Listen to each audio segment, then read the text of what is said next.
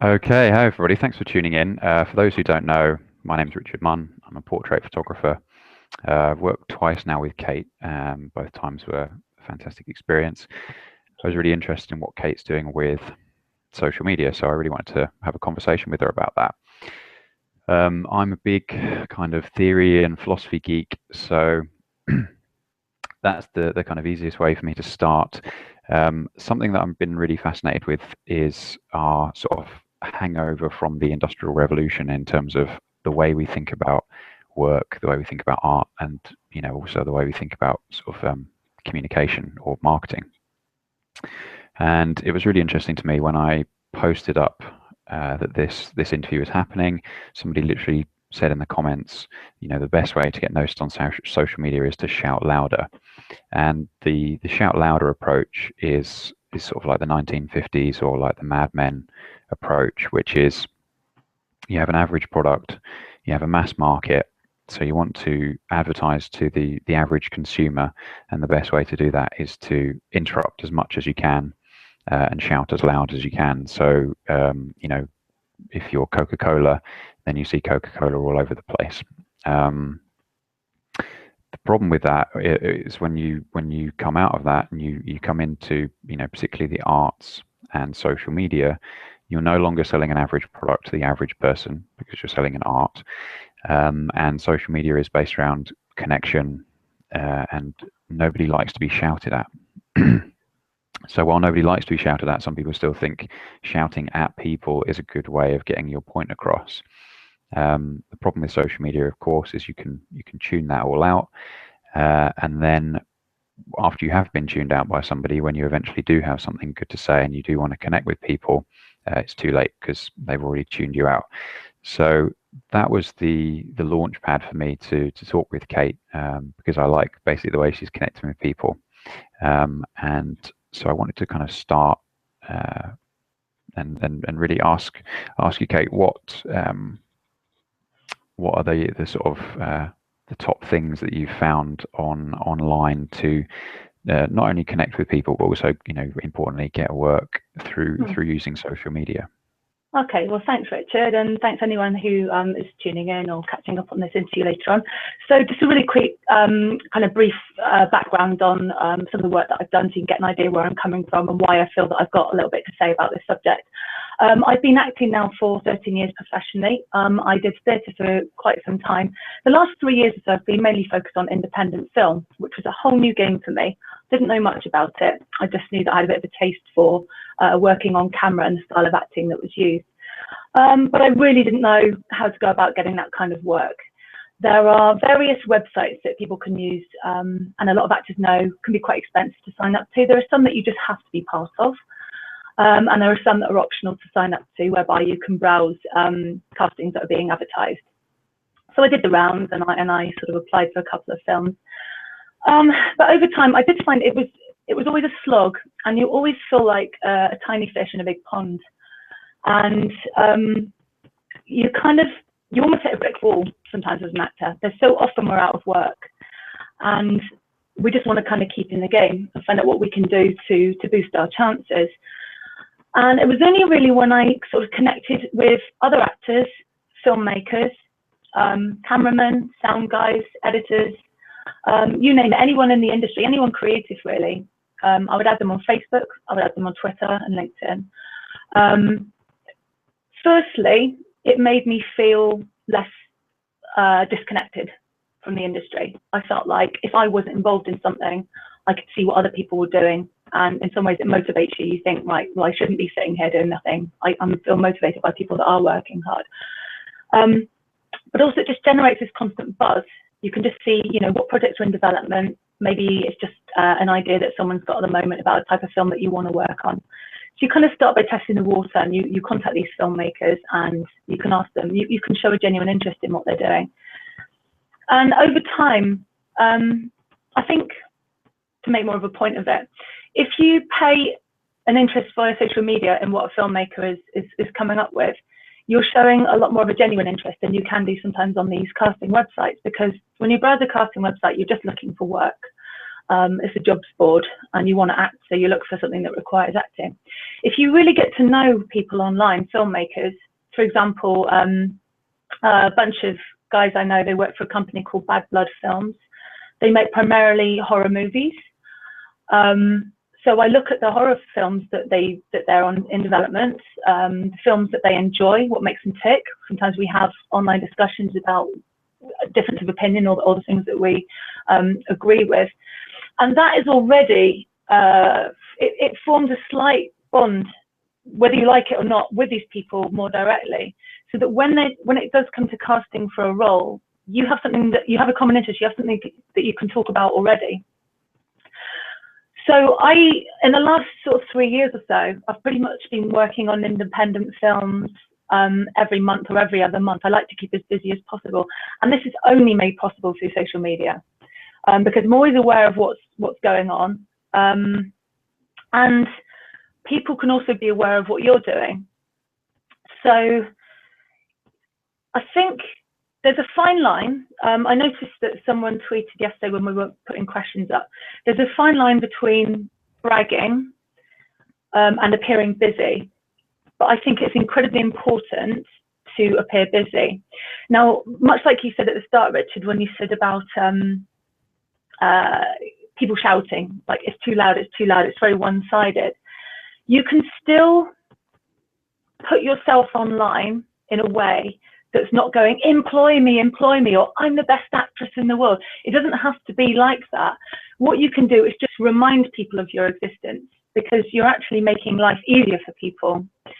And when it comes to work, castings, everyone wants to make their job easier for them. So if you go all the way back along the line, when a film is in development, when they need to cast roles, they have an idea of what they want. So they employ a casting director to do that. If you, in particular, talk online a lot about interests that you have. So for me, as an example, I'm always going on about these action women that I love. I talk about the films that I enjoy. I talk about the video game characters that I admire. But I've painted a picture of who I am. And I can guarantee most of the people that are friends with me on Twitter or Facebook haven't actually seen anything that I've done. They haven't actually seen any of my work, and I don't expect you to. But hopefully, somewhere along the way, you still know what kind of actor I am or the kind of roles that you would cast me in. And I've created that through social media. And that's what I think is valuable for people to do. I'm not saying you need to typecast.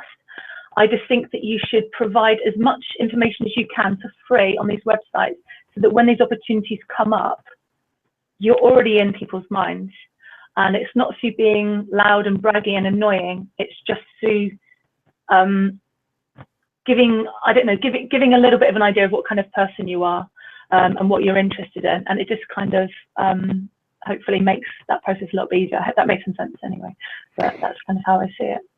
Yeah, I think that definitely makes sense to me, and I think it's something we're always sort of struggling for, isn't it? Which is to be authentic, and really showing up with who we are as individuals.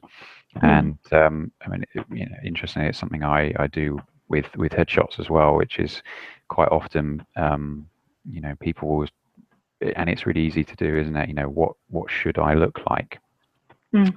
And we kind of learn that from childhood, basically, don't we? It's sort of, what should I look like? What is it acceptable for me to look like?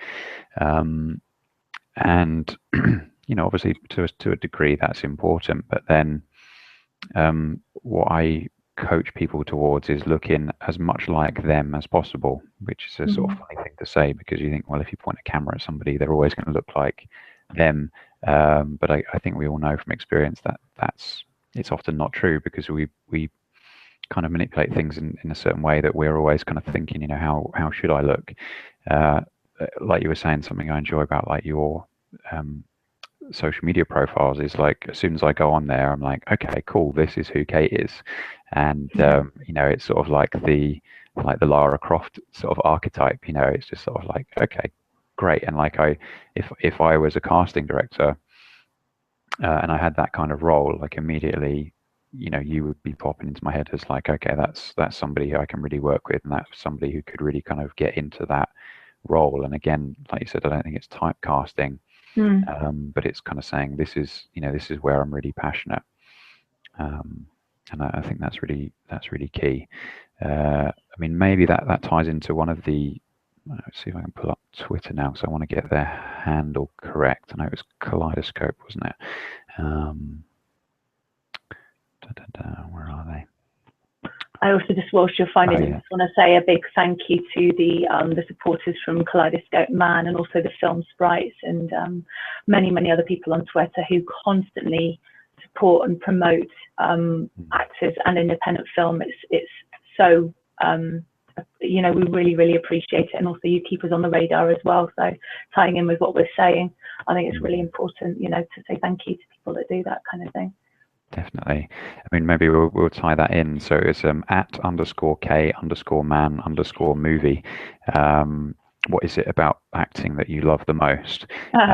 So, you know, I guess that ties in with, you know, it's the craft, but also sort of the connection that you were speaking to. Yeah, I think I always liked acting when I started it when I was a teenager, because I just liked the sensation, I suppose, of doing something and being applauded for it. Which sounds very sort of shallow now, but that was the original reason to get into it. But obviously, over time, things change and your motivation changes. Really, I just like the adventures that it takes me on. I mean, I've had moments where, I mean, I suppose I'll talk about The Mine, which is a film that someone just retweeted the trailer of that I did this time last year. Terrified of heights, terrified of you know, I'm claustrophobic, hate small spaces. And yet there I was this time last year, down a 120-foot mine shaft, slowing myself down and thinking, what else would have got me into this situation if it wasn't acting? And that's part of what I love about it, is it makes you do things that you just wouldn't ever think that you'd normally do. You meet people, even the fact that I know you, Rich, is because of acting. And many of the people that I now socialise with, or just a huge part of my life, have come through work, and I don't regret a single moment of it. It's brilliant, and I look forward to, you know, things that will come from it in future, and the people that I'm going to meet, and the strange places I'm going to end up because of it. So I think that's the main thing, and also to create characters. I mean, the fact that I do that anyway, the fact that I love dressing up as video game characters, and I mean, I was like that as a child. I was always dressing up as chickens or Robin Hood or anything I could lay my hands on. So that's just kind of transgressed into being a grown up. So yeah. Yeah, I like that. I mean, I guess I want to stay on course to social media, but I think it ties in with, I mean, I liked what you were saying there about creating characters. I know we've talked a bit about this before. So there's a difference between creating a character and being a caricature. And I think in a certain way, maybe that it does apply to social media, because it's, again, you're kind of not really creating a character exactly online, but you are, you know, there is an art to communicating who you are, what's important to you. Very much, yes, yeah. It's very important how you put yourself across. I mean, you have to think of it like this. A friend of mine, Paul Dubridge, brilliant filmmaker. I've worked with him several times, and we speak about things like this. Now, again, if he's given a project that he has to cast, he might be given a couple of hours to do that, and he has to just think, who do I know who could play these parts? But fundamentally, who do I know that I can trust, is a nice person, is, you know, works really well on set, friendly, and all those. And so obviously, if you've worked with someone, you're going to spring to mind. If you haven't, they have to go by how you put yourself across. Now, unfortunately, some people, probably occasionally myself included, I mean, we don't always get these things right all the time. You've got a lot of power on social media with how you come across as a human being, as a person, how compassionate you are, the things that make you tick, and the things that you're bothered about. But you can go too far the other way sometimes if you're a little bit aggressive, or if you show certain opinions that people don't agree with. You're essentially giving yourself the power to blacklist yourself from work. So you've just got to be so mindful of the power of social media. And in the same respect, it can go the other way as well. You can learn a lot about what kind of, you know, what people are like. You can see how they interact with other people online. You know, for example, people that are into animal rights and stuff like that, you see them slightly differently. You can see a caring side. Everything you do paints an overall image. And I think be mindful of it. Don't fake it, but maybe make careful choices about how much of that you want to give away to people. You know, I've always said to people, if I'm having, all right, sometimes I come across a little bit too lovey-dovey online. I'll have a day where I'm like, oh, I just really, really want everyone to have a great day. And it sounds so hammy, but you get that feeling and you want to put it out there. You think that's not going to do me any harm. But if you're having a day where you feel the polar opposite, where you just, you know, you hate the world, I just say, stay off social media for a few hours, or just enjoy other people's tweets and statuses, and just maybe leave the keyboard aside. It's just understand the power that you have without realizing it, because everything leaves a bit of a digital footprint as well. And you might have forgotten about a comment that you made to someone 7 years ago, but if it's still there, traceable, you know, that could be a killer for your profession. So it's just important. I'm sorry, I just want to lead into another point in case I forgot to bring it up, because I remember talking to you about this on the phone last week.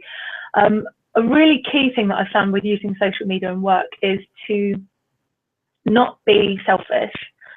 And if you've got something that you want to put out there, find a way of incorporating everyone else into it.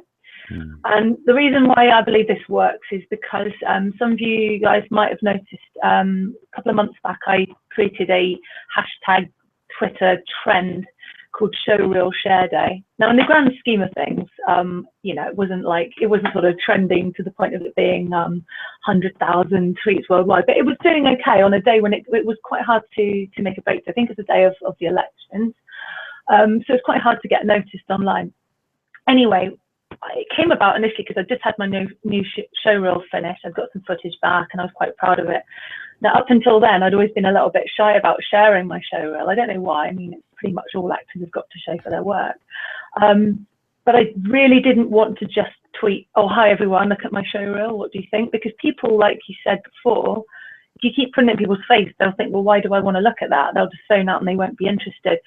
So I thought, well, I can do that if I make it a thing where everybody can contribute to it. And I didn't expect it to kick off the way that it did. But throughout that day, I mean, there was something like 600 showreels shared by people, you know, actors and filmmakers and CGI artists and so on. And it was, I just thought that's caught on to something there. Now, I've tried a few things since which have maybe not integrated other people's involvement so much, and they've not really taken off in the same way. So I think one thing that I learned from that was if you've got something you really want to advertise about yourself, that's absolutely fine, but don't forget to get it back from people as well, and to really take time to watch people's work as well, because you can learn a hell of a lot by watching other people's showreels. And just making it a more of a community thing than a solo thing. Oh, that's beautiful. And I think, I mean, it's just been a recent sort of revelation for me, because I mean, in lots of ways, actually, I mean, social media for me doesn't come that naturally, because you know, my background is you know, my degree was in psychology, my postgraduate was in counseling skills. I lived in a retreat center for a year, you know, in a Buddhist retreat center, so I was practicing meditation. So there's lots and lots of kind of the opposite of social media. Yeah. So I'm a big listener. I love listening. I love asking questions. When someone says, okay, tell me about yourself, then I'm like, it's like, okay, what, you know, I really struggle. And I was listening to somebody recently, Tara Gentile, who's a really good business coach. And she said, actually, social media can be a really, really powerful listening platform. So, you know, what she does when she creates her products is she will use Twitter to listen. And that, I mean, it's such an obvious thing when you say it, but a real sort of light bulb went off in my head, which is that, you know, using hashtags and things like that, you can find out, okay, what is important to people. You know, so seeing actors, for example, you can see, well, it's really important, or they really value, you know, people actually checking out, engaging with their work, giving them feedback, you know, making connections, and you know, that's really important. So, you know, it seems that in a way that's something you tapped into, you you know, that value, and like being an actor, you already knew, you know, actors are really into that. So it was like when you sort of said, well, actually, everybody, you can kind of share this, and we can all kind of do this thing together. All of a sudden, it has lots of value to people, and people think, yeah, okay, great, I really want to join in with that. Yeah, it really just buzzed. It was just the fact that people were adding each other, they were retweeting each other, they were supporting each other. And if I remember rightly, there were a few people. I just caught the crosswind of this between people's tweets, because obviously a lot of it I was getting tagged in as well. Some people actually got reunited with actors that they'd worked with in theatre like 10 years prior. They hadn't heard from them since, and then they'd seen their show reel come up and they reconnected. I just thought it was really cool. So yeah, you know, it can just be an overall nice thing as well. But it was just it was a weird thing, because I mean, that was a day off for me. I wasn't acting that day. I wasn't doing my other line of work, which is personal training. It was a day off, but I felt at the end of that day really fulfilled in the same way that you do after a day's hard work of coming up with something, creating it. You know, it felt like a resounding success, and it was good. I just feel sometimes, if you can, you know, one of the most frustrating things about being an actor is, you know, it gets thrown around a lot. There's a lot of out of work actors. That's just the way it is. And it's having the power to create something again, and, you know, keep yourself busy, but also feel like you're giving a little bit of something back. And yeah, you know, I like to think that somewhere down the line, you know, that people might have scored some work from it. You know, maybe someone happened to see these shows. That hashtag, by the way, is still there, and it's still going to be there. So, it's hashtag Showreel Share Day. Anyone clicks on that hashtag, and there are hundreds and hundreds of show reels there to view, free of charge for anyone at any point. So they're always going to be there, which is pretty cool. Fantastic. And I suppose that sort of links into like different, do you find different platforms, like social media platforms, you are kind of, you know, suit you more than others? You know, so if we look at sort of, because there's so many, aren't there, you know, like Pinterest, Twitter, Facebook, you know, all the rest of it, like is Twitter the one that is most kind of native to you? And like, would you recommend for people they kind of experiment a bit? Or I know sometimes people feel like they have to be on every social media platform all the time. I'd love to hear your thoughts on that. I think it's a really, really good question, because it really made me think when you just said that. Initially for me, it was Facebook. And the main thing for Facebook for me was, I mean, but also you've got to be careful, because in order to use it in the way that I did, I've kind of slipped up a little bit. I did use my normal everyday Facebook page, and I added thousands of filmmakers. So I obviously, at that point, I'm already aware that anything that I may have had on my Facebook prior to that, you know, drunken nights out, anything, you know, just what people put on Facebook, suddenly you've got to be more mindful of, because you've opened the door, then you've got all these people. But there's nothing wrong with that. You just have to reassess the way that you use Facebook. But if I'm honest, I don't really see any other reason to use Facebook now, other than to build this constant flow of I say this constant picture and constant opportunity to maybe get work. Facebook is good because you can spend more time writing messages. Obviously, Twitter's quite limited on the amount of like letters that you can use in your tweets, and the word count and so on in your messages. So Facebook can be a little bit more thorough. But actually, the website that I've got the most work from has been Twitter. And that was things like, I did things like voiceover work, because people are quite, I'm going to have to say the word lazy sometimes. They want shortcuts all the time. And if someone just tweets a link to someone's voiceover work that they've done before, or their show reel or something, it's just there, and you can click on it or not, but it's right there. You don't even have to know any details. And it's just a quick way of passing things around to each other. So I'd say Twitter has been more beneficial for work. I have to be honest, I don't quite get LinkedIn. I'm a member of LinkedIn. I don't think I use it in the right way. I mean, I'll sometimes write a status on there as if it's Facebook going, wishing you all a wonderful week ahead, and it just gets completely ignored. I'm like, I think that's more businessy, and there's nothing wrong with that, but I don't think it necessarily works for me with how I use social media. And I think other than that, I know I'm on Instagram, which, to be honest, I don't get anything from it. It's just a little bit, that's a little bit more vain, I suppose, because it's just photos and things. Mm. So it doesn't really generate much for me. So I'd just say fundamentally Facebook and Twitter being the prime ones, really. I mean, what I used to do is I would go on a website called Indiegogo or Kickstarter. So these are the websites where people do crowdfunders for projects that are in development. I would scout around for films that hadn't cast yet, that may be shooting local to me, or of a genre that I was interested in. I'd find out the names of all the film crew, and then I would have a go adding them on Facebook. And most of the time people, you know, if you've got enough mutual friends, which you will do if you mainly add industry people, they'll accept your request. And then you can start talking to them again, and you can show a genuine interest, a sincere interest in their actual project and why they might want to offer you a casting opportunity. Whereas Twitter, it's more just about sharing that project. You know, just if you see their project, you can just keep sharing it and sharing it. And it's nice for advertising, but I think to underline it, Facebook was probably the one really to give me better opportunities with indie film. I hope that helped in some way. Yeah, I think there's lots of sort of common threads really. So I often find when I'm photographing somebody, you know, because it's a portrait, I'm not photographing like a car or a landscape or something like that. Like it really has to be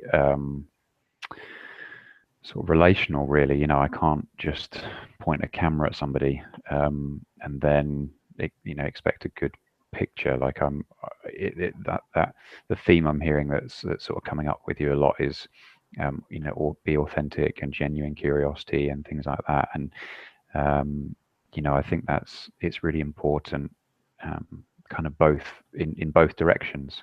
You know, whoever, if it's a photographer, actor, director. I was just speaking to a really good director recently, and it was what was the actor's name? Can't remember the actor's name. But you know, I was saying, what's the sort of first thing you bear in mind as a director? And he said, you know, see what they do first. You know, so instead of just kind of coming in and say, okay, this is my idea, and you should do this, and you know, blah blah blah blah. I'm like kind of like drowning the actor out. He was like, you know, see what they do, because you know, and it's really kind of honoring and respecting. You know, the actor's craft. They've done their homework. You know, they've really kind of put something in, and they're coming on set with something really to offer. So give them space to offer that. You know, and then you can kind of dance with each other and kind of establish a collaboration and kind of, you know, keep them working and get the best out of each other. I think a nice thing to carry that over to is social media as well, like the pre work stage, as it were. You know, the stage where you're building up to actually getting the job and working with people, and it's that sort of two-way collaboration, which, you know, it sounds like that's what you're saying. Is that? Yeah, I do. I mean, I think you're really lucky if you're in a situation where people allow that, you know, you allow your input as well. And as I say, I think that to a certain degree you have that level of power and control really using social media, again, because you're giving them an idea of your skills and your interests and everything before you even begin. So they might have an idea of what they want for a character, but they might see something in you that they hadn't thought was there. I mean, I did start a hashtag a little while back called 1 minute cast, where basically people have to set an alarm for a minute and they could talk to camera for a minute about anything that they thought might give them a bit of an edge if they were being interviewed or what have you. And I found out a couple of actors that I worked with previously, I had no idea were trained marksmen or able to ride, you know, a lovely actress I worked with before, just able to ride a motorbike, which I didn't know.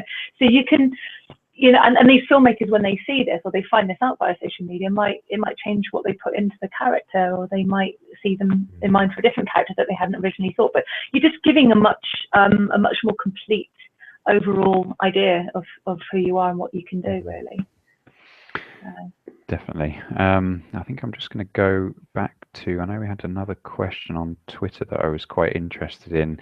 So it's Sean Criscole, or at Sean hello, Criscole, Sean.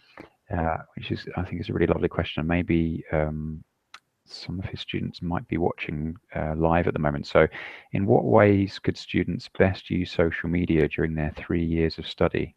I think that's quite an interesting question, because it's, It's well, a good one. I'll hand over to you. What's the best way, do you think?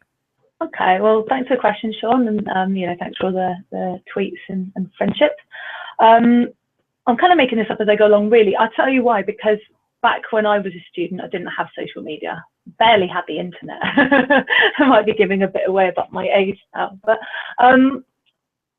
I think the main thing they can do is sign up to anything that's free. So if you're using Facebook, you go on the search bar, and I know there's a British Actors Network, big supportive community of actors, definitely worth joining that if they'll have you. But you can find things like last minute TV castings, like basically put in anything you can think of on the search bar that kind of ticks all the boxes that you want. For example, I'm part of Bristol Actors because I'm based in Bristol, and you get these for all the different regions. Sign up to as much as you can and just get aware, have aware of what's going on, and don't be afraid to post your headshots if you've got some at the moment. But just basically start the early stages of connecting.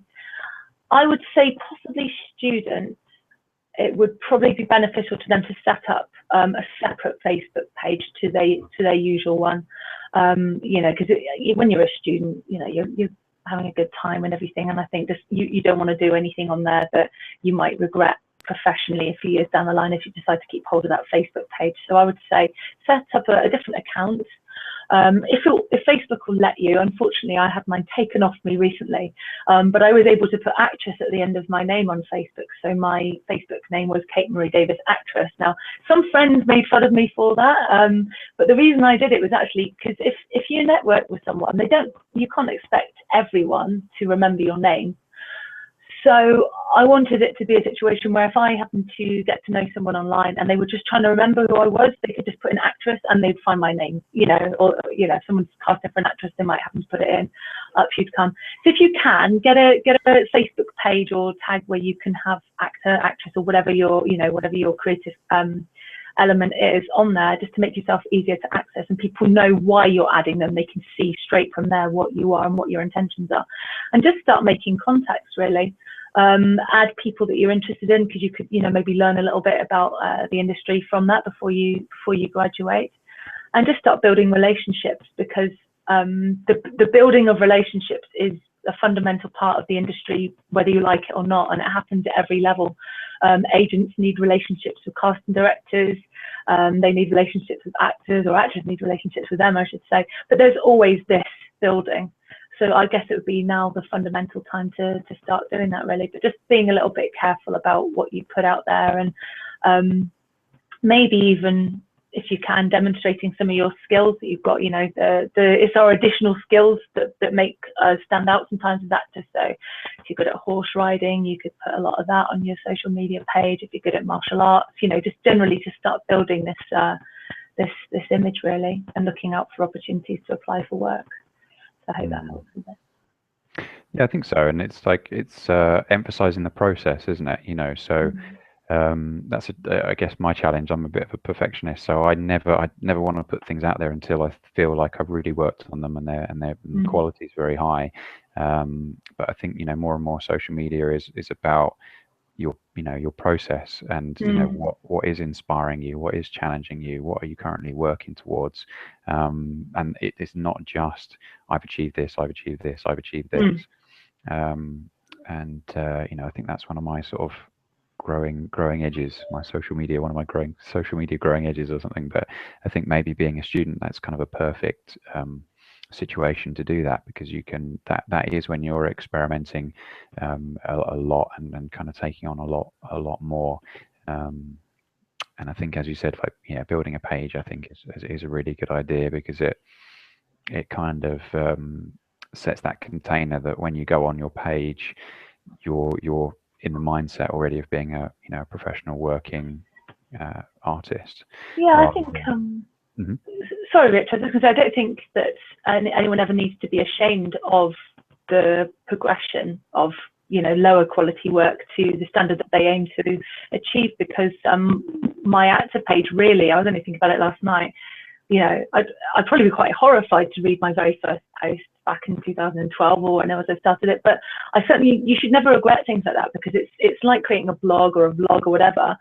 Those things that you did, so, you know, they were real to you at the time, and they were a big deal to you at the time, otherwise you would never have put them down. And I think sometimes it's good to look back, because sometimes it's only when you look back you see how far that you've come.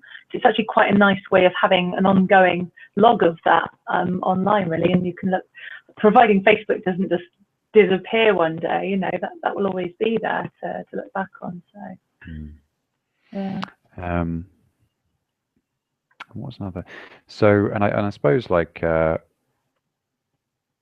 what other kind of social media aside, you know, do you find there's sort of traditional, you know, quote unquote traditional things that are helpful getting work, and, you know, things like headshots or casting websites, or, you know, that, you know, obviously agents and that kind of thing, and Well, how does all that tie in?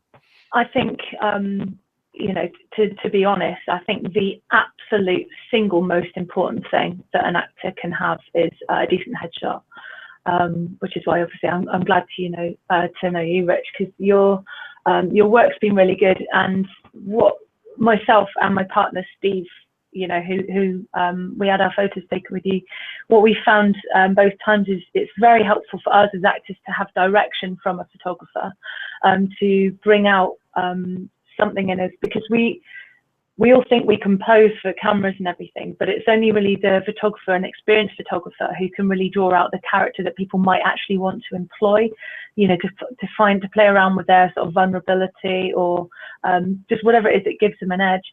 And it's that really, it's that headshot, that one tiny little space on a great big page full of other actors, that's going to make them give you, you know, the time of day to call you into a casting. So it's so important that the headshot is as it should be. And you know, we had our last batch of headshots done with you a couple of weeks ago now, and touch wood, in that space of time we both had a lot more castings than we had done prior to that. So we have to put a lot of it down to our headshots. So I really can't emphasize enough how important it is, and how grateful we are for the work that you've done for us. And yeah, that's, you know, that's a tip for all actors out there, just to make sure that you keep them current, you know, make sure you look like your headshot, but also make sure you find a photographer that brings out the best in you, really, because it's key. I mean, there's that, and then the next one down would be your show reel, but really for them even to bother looking at your show reel, it's that headshot that's going to pull them in. So yeah, and well, thanks for that. And I love hearing that, you know, the headshots are getting that result for you, which is obviously what I always want. I mean, I suppose, and I was also kind of asking a little bit about the traditional methods, because there's a kind of social media sort of guru I really like called Gary Vaynerchuk, and he's really, I mean, he's, the first time I listened to him, I thought, this guy is, I really didn't like him because he's so brash and loud, you know, and I thought, this is ridiculous. But he's got some interesting things to say, and one of them was that actually social media is making businesses a lot more like they were in our sort of grandparents' generation, which is that, you know, like the local butcher, for example, would go out of their way to understand their customers as individuals, and they would understand, you know, the Joneses down the road have got 2 dogs, so I'm going to save them a thigh bone, because, you know, they want that kind of on an ongoing relationship. They want a connection, and word of mouth is really, really important as well, because you know, if the Joneses go in there and receive really bad customer service, you know, and you're living in a village with 2 butchers, they're going to tell their friends, oh, I went in there and, you know, Dave was really off with me the other day, it was terrible. And actually social media is kind of bringing in those same kind of dynamics now. You know, your reputation, your transparency, are really, really you know, important, because they're sort of so out there. And so it's like those almost kind of traditional ways of doing things are becoming, kind of having a bit of a resurgence, which I think is really fascinating, you know. Yeah. Again, it all comes down to relationships and how you come across. That's why you just got to be so so mindful of how, you know, how you put yourself across, but how you treat other people online as well. Because some people, unfortunately, you know, there's that whole thing about people hiding behind the computer screen. The way they can treat other human beings can be quite atrocious online as well. So, you know, all these things can come back to get you if you're not sort of cautious about it. And yeah, so just understand your power, I guess, on social media. Brilliant. Well, I'd love to do sort of a quick recap. So just a few themes I've been trying to make some written notes and mental notes. I mean, understand your power. I think that is a lovely phrase for social media. So, you know, I've heard you mention that a few times, and I think that's something to really bear in mind. So it's understanding your power, and kind of being you. I mean, it's one of those phrases that always kind of makes me wince a little bit, but, you know, authenticity, and also like how, you know, it's about, like you were talking about, motivation, connection, showing genuine interest, receiving a lot of inspiration and ideas, you know. So I think the people we always enjoy on social media are the ones that are like bringing us value, you know, whatever we value. And often for sort of artistic and creative people, it's you know, it's inspiration, and it's the journey, and it's camaraderie, and it's kind of guidance and aspiration and all those things. And then you know, again, like you were saying, it's like finding what social media platform really works for you. You know, Facebook might work for you more than Twitter, or Twitter might work for you a lot more than Instagram, for example, if you're really conversational. I don't think Instagram is maybe the best platform, but Twitter is the most social of all the social media platforms, because it's about talking backwards and forwards. Whereas I think all the other social media platforms really are content platforms, which is that, you know, you can put your content on there and kind of say, look at my content. Whereas Twitter, you kind of have to have conversations. You know, and then everybody's going to have a conversation in a different way. If you think about Twitter as like a cocktail party, you know, some people are going to be really kind of vivacious and bold and kind of extrovert. Some other people, you know, probably like me, are going to be a lot more on the sort of listening side, or asking questions, you know, is something I really love to do.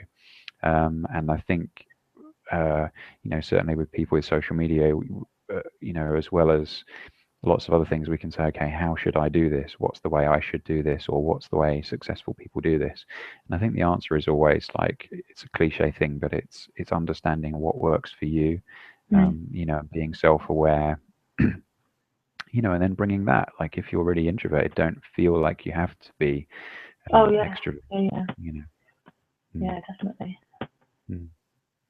Brilliant. Cool. Well, it was lovely catching up with you, Kate.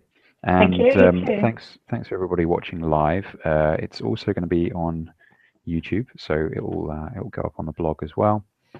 And it was great to catch up. Thank you.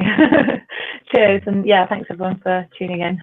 Yeah, thanks, Kate, and I look forward to seeing what's coming up next for you as well. Thank you. Cheers. Cheers. Bye. Bye-bye.